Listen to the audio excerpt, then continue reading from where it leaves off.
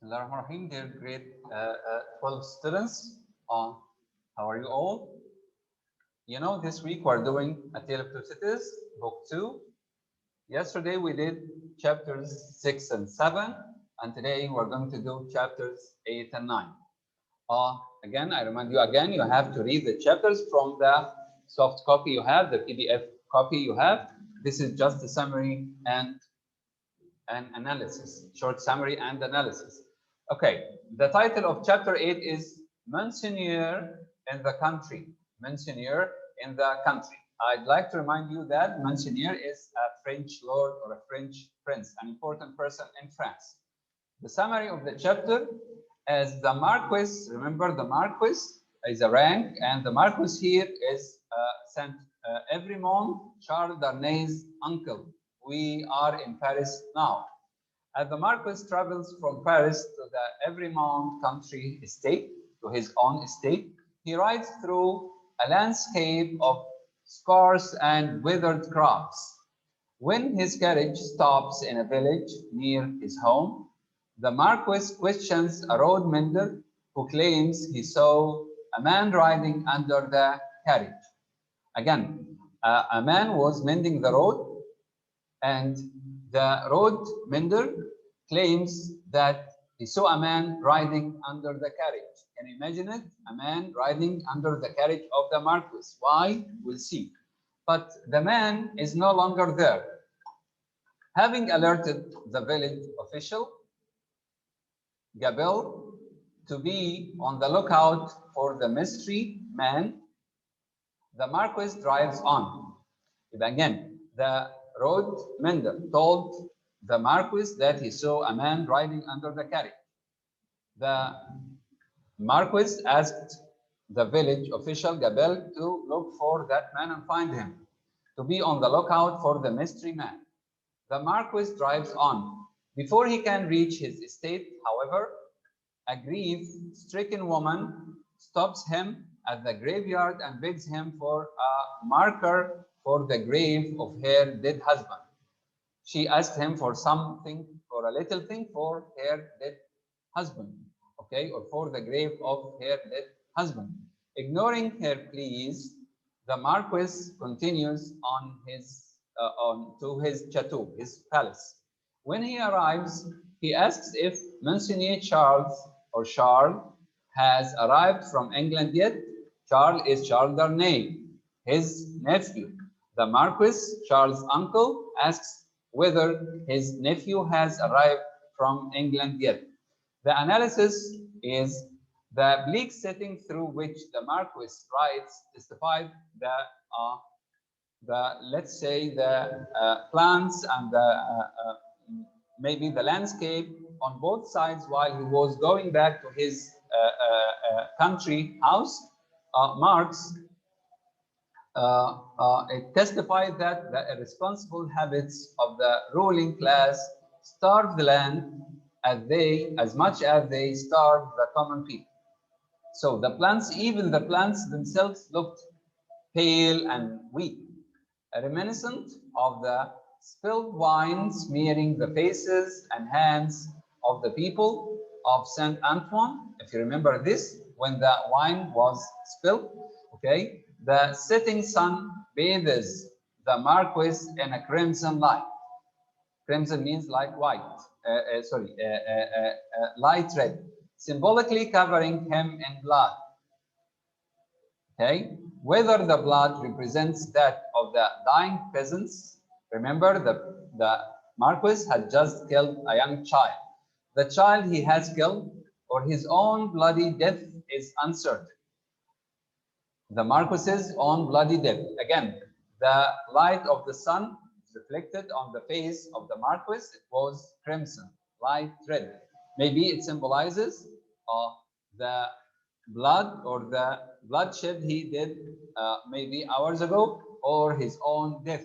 What is certain is that, like many other members of his class, the Marquis concerns himself only with his own well-being and can't be bothered with the fate of the people who rely upon him for their lives.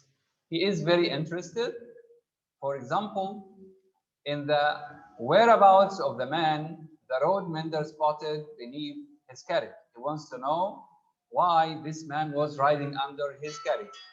But, sorry, uh,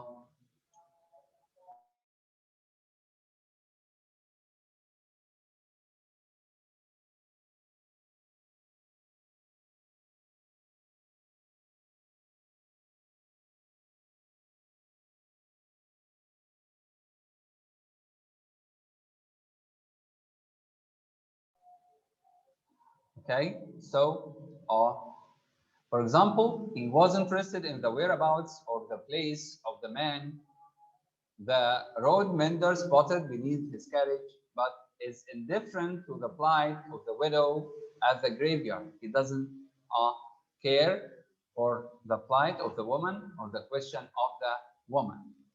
We have some glossary items. Tagged up, steep hill, toiled up, went up with difficulty. The hill slowly and strenuously with difficulty. The heavy drag, a brake used to slow the carriage down as it descended the hill. A forest for the chase, the wood where hunting took place, chase of animals. The chain of the shoe, a chain beneath the carriage attached to the brake. Flambeau, a torch or a light, slave. Let's go on to chapter 9, summary analysis of chapter 9, the Gorgon's head. The summary, once inside the chateau, again, chateau is a French word for palace. We talk about the Marquis's country house. Okay, once back in the chateau, in his elegant private rooms, we talk about the Marquis. He prepares for supper and awaiting his nephew's arrival from London. Remember, when his nephew Charles Darnay arrives, the two exchange brief formalities, and then, after the servants have left, Darnay tells his uncle that he is renouncing all ties to his family. Remember, Charles Darnay's family name is Darnay now, although his original family name was Evremont. And to France, he has renounced, he had given up all ties to his family and to France as well. He lives in England now, as you know. He's just here on a visit. Although he is coolly polite, he's talking polite to his uncle, but in a cool way, the Marquis dislike for his nephew is apparent. Darnay equally despises his uncle, and the fear, they both despise each other, and the fear and hatred inspired by the Evremont name troubles him. Darnay doesn't like this family name. He gave it up. Before they part, the Marquis asks about Darnay's relationship with Dr. Manette and Lucy, and then smiles mysteriously.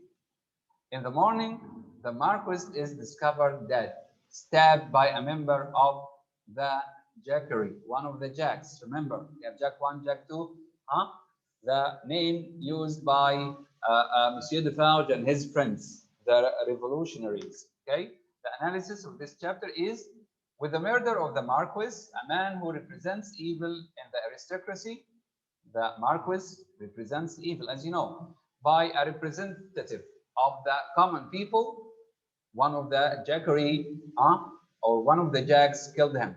The tension and momentum build, and the reader senses that the revolution is near. This uprising, this start of the revolution is acted out not only in the murder, but also in Darnay's rejection of his uncle and his country and his family name. Darnay's real name, the reader discovers, is Evremont, meaning every man. You know, tout le monde or tout le monde. Okay, all the world, all the people, every man. And his ambition is to fulfill his mother's dying wish. When his mother was dying, she asked him to change his family name, to right his family's wrongs, because his family has done many wrongs to the people. His mother wasn't part of this. But when she was dying, she asked him to right these wrongs. Consequently, Consequently, their name can be viewed as the embodiment of the belief in every man's right to fairness and justice. When he renounces his family, name, and property, the act is as revolutionary as a peasant murdering a lord. Both actions are revolutionary. Okay? So again, when a peasant, when a poor man kills the marquis, this is a type of revolution. And when Darnay gives up everything, his country, his family name, his property, this is another type or another side of the revolution. Glossary: the Gorgon's head is Greek mythology. A Gorgon is one of three sisters with snakes for hair. They are so horrible that a beholder is turned to stone. If you look at them, anybody who looks at them is turned into stone. A letter de cachet, a document containing a royal warrant for the imprisonment without trial of a specified person. You know, Monsieur Dr. Manette was imprisoned for no reason, with no trial, without any trial. This, according to this law, it's called a letter de cachet, a document containing a royal warrant, okay, for any member of the aristocracy to imprison any people they like from the common people without trial. Thank you very much.